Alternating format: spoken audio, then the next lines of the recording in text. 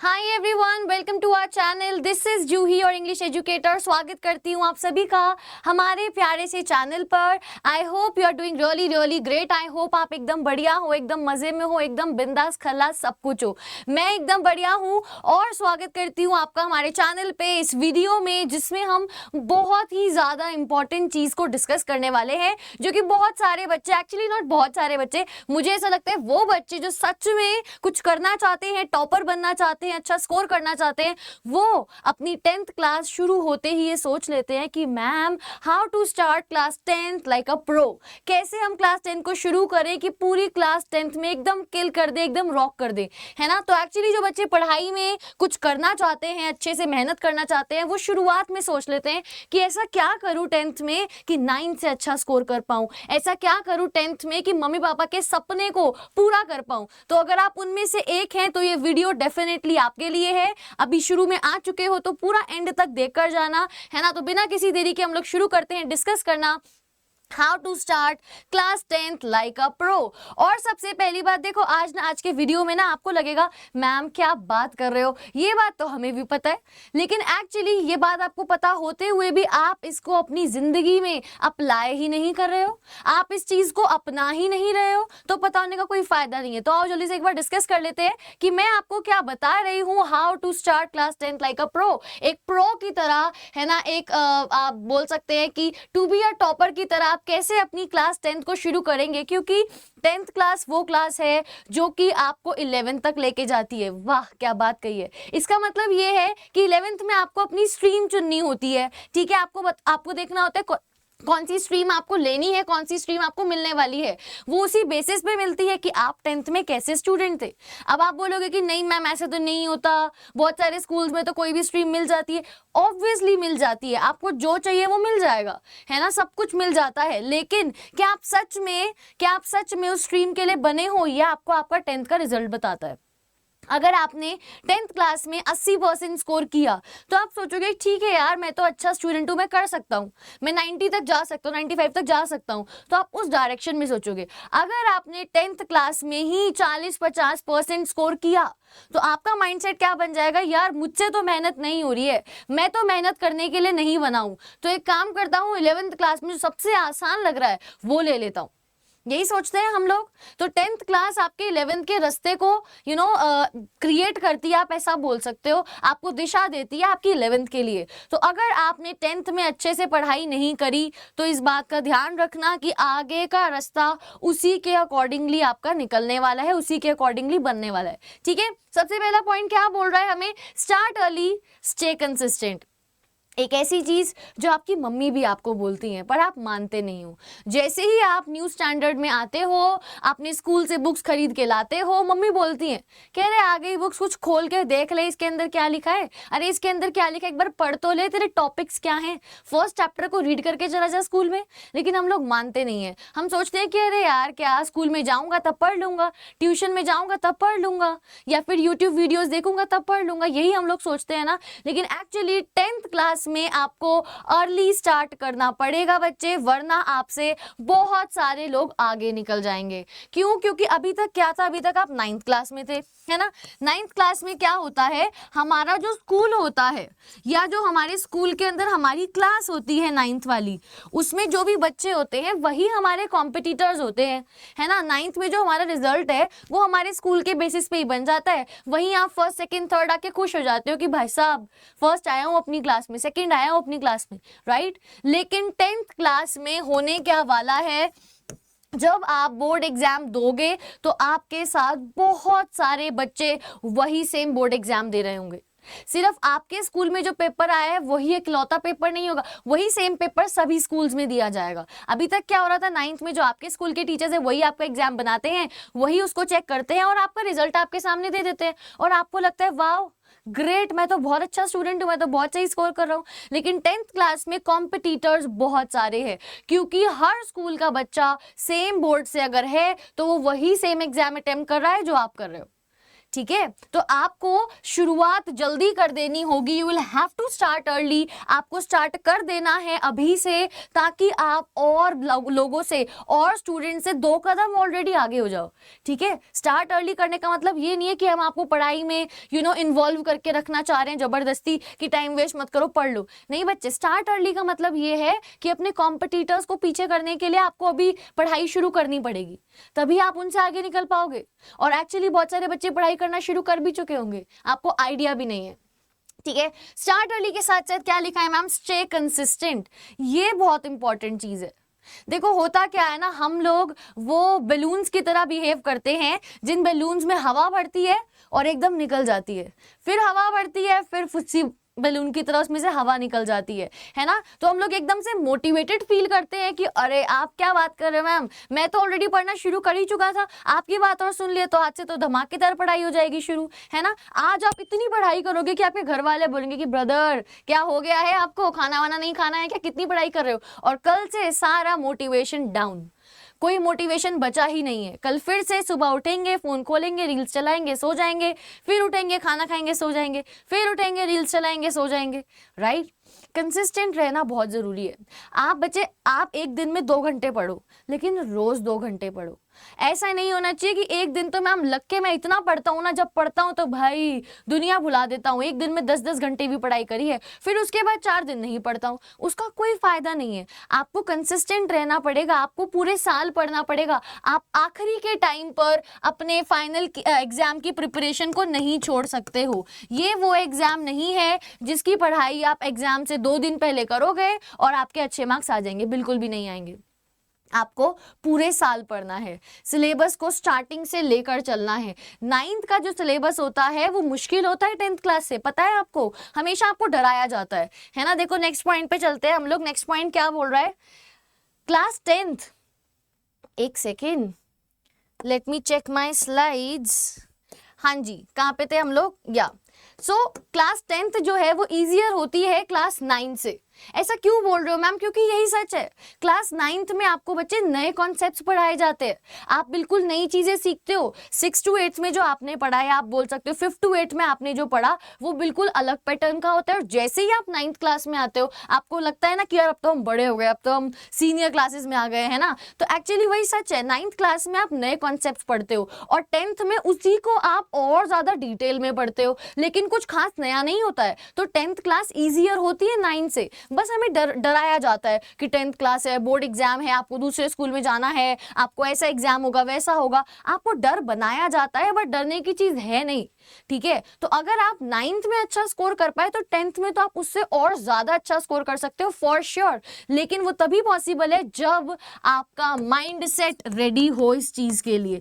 जब आपका mind set बन जाए ना कि हाँ मैम मैं 10th में फोड़ने वाला हूं, तो ही फोड़ सकते हो, है ना। ऐसा सोचने से नहीं होगा कि 10th तो इजी है, 9 से 9th में 90 आए थे तो 10th में 95 बैठे बैठे आ ही जाएंगे। नहीं बच्चे, पढ़ना पड़ेगा, मेहनत करनी पड़ेगी। तो 10th क्लास इजियर है 9 से, लेकिन तब जब आप पढ़ रहे हो, लेकिन तब जब आप मेहनत कर रहे हो, आप सच में अच्छा स्कोर करना चाहते हो तो। ठीक है, चलिए नेक्स्ट पॉइंट क्या बोल रहा है, बोर्ड्स और बोर्ड्स के डर के बीच में कंपैरिजन दिखाया गया है कि बोर्ड्स का जो डर है हमारे मन में वो बहुत ज्यादा होता है, लेकिन जो रियलिटी है बोर्ड्स की बच्चे बहुत इजी होता है।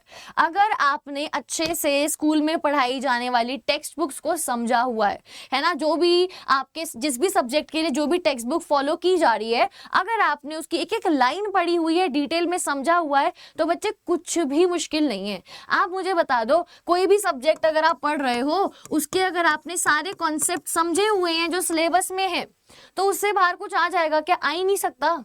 ऐसे कैसे आ जाएगा?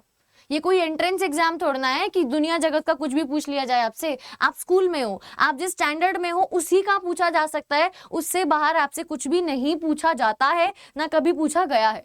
तो अगर आपका कॉन्सेप्ट क्लियर है, अगर आपको पता है बुक में जो लिखा है उसका मतलब क्या है, एक चीज ध्यान रखना, क्रैम नहीं करना है, कुछ भी रटना नहीं है कि मैम आपने कहा था ना शुरुआत से पढ़ना है, हम तो शुरू से रटते हुए चल रहे हैं, सब कुछ भूल जाओगे फाइनल एग्जाम तक।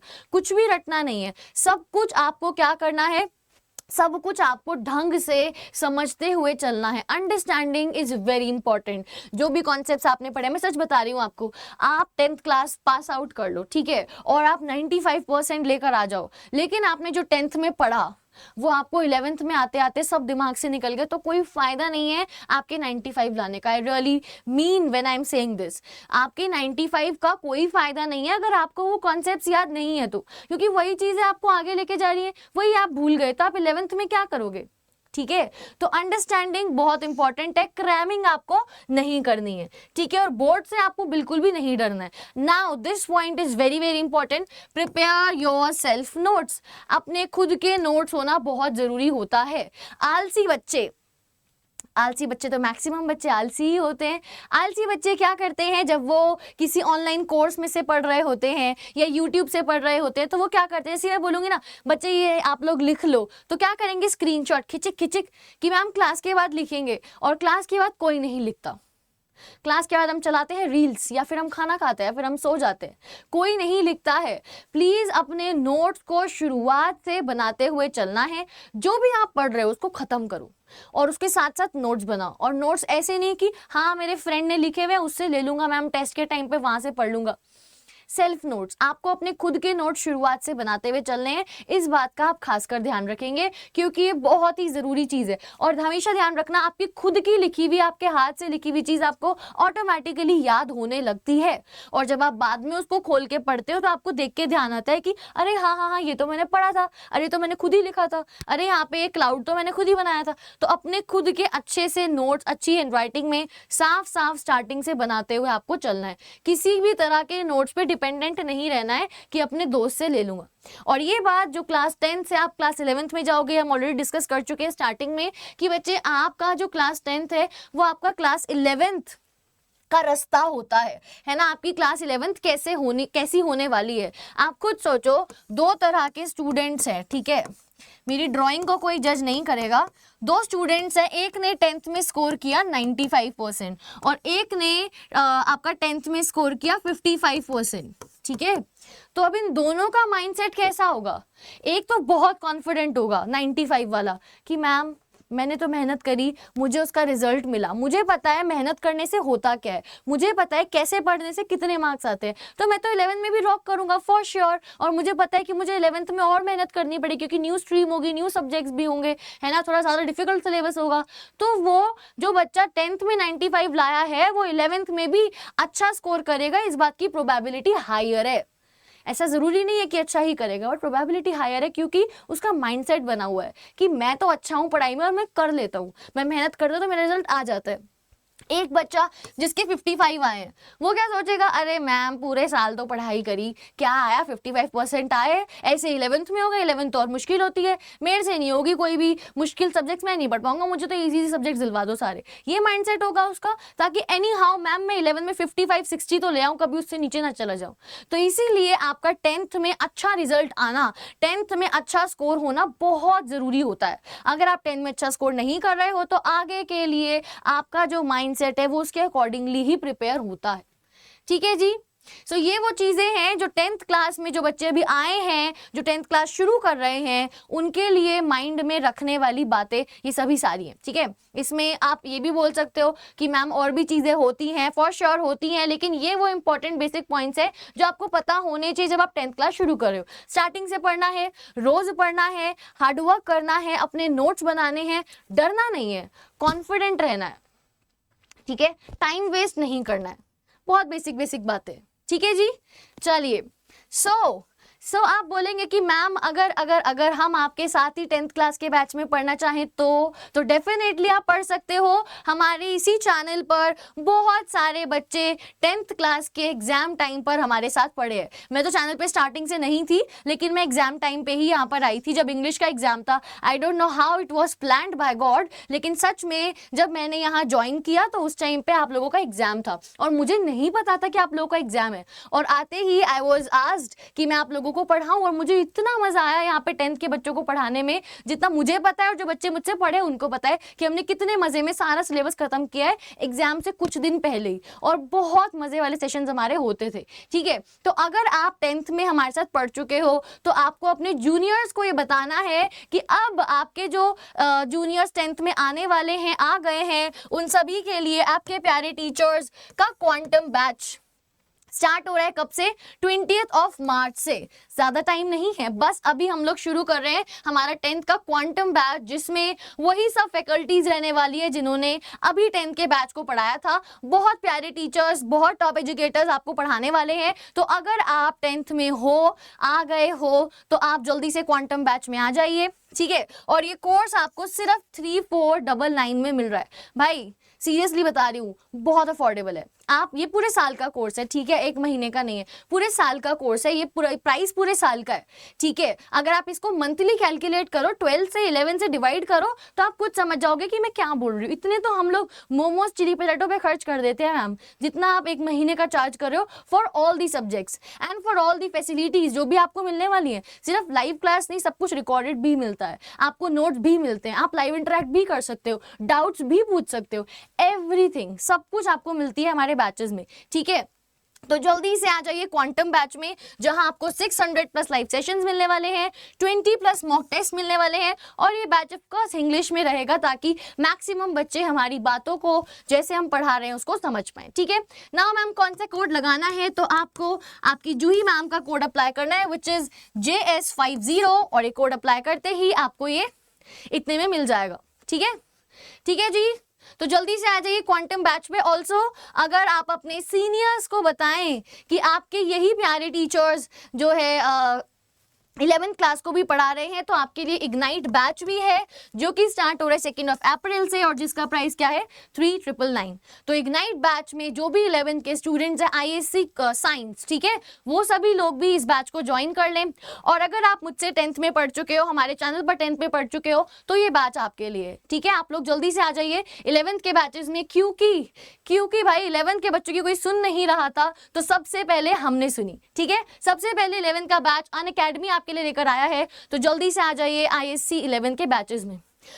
ऑल्सो अगर आपके सीनियर्स या आप खुद ही IIT JEE या फिर नीट UG के लिए प्रिपेयर करने का सोच रहे हैं, तो वहां भी अनअकैडमी आपके साथ है। और सिर्फ थोड़े से एजुकेटर्स नहीं, बहुत सारे एजुकेटर्स के साथ अनअकैडमी आपके सामने है। ये देखिए कितने सारे एजुकेटर्स हैं जो आपके लिए लगे हुए हैं आपकी नीट की प्रिपरेशन कराने में, आपकी IIT की प्रिपरेशन कराने में, ठीक है जी। सो ये ऑफर भी 19 मार्च तक वैलिड है, जिसमें आपको 4499 में नीट और IIT का सब्सक्रिप्शन मिल रहा है। तो यहाँ भी आप लोग जल्दी से आ जाइए। एंड विद दैट हम इस वीडियो को एंड करते हैं। आई होप आपको ये अच्छा लगा होगा। अच्छा लगा तो मुझे कॉमेंट करके बताइएगा, ठीक है। मैं वेट करूंगी आपके कमेंट्स का। लाइक कीजिएगा, शेयर कीजिएगा अपने दोस्तों के साथ। अगर आप चैनल पर न्यू है तो सब्सक्राइब करना नहीं भूलिएगा। मिलते हैं आप लोगों से एक और ऐसे ही प्यारे से वीडियो में। तब तक के लिए bye bye everyone, take care, have a great day.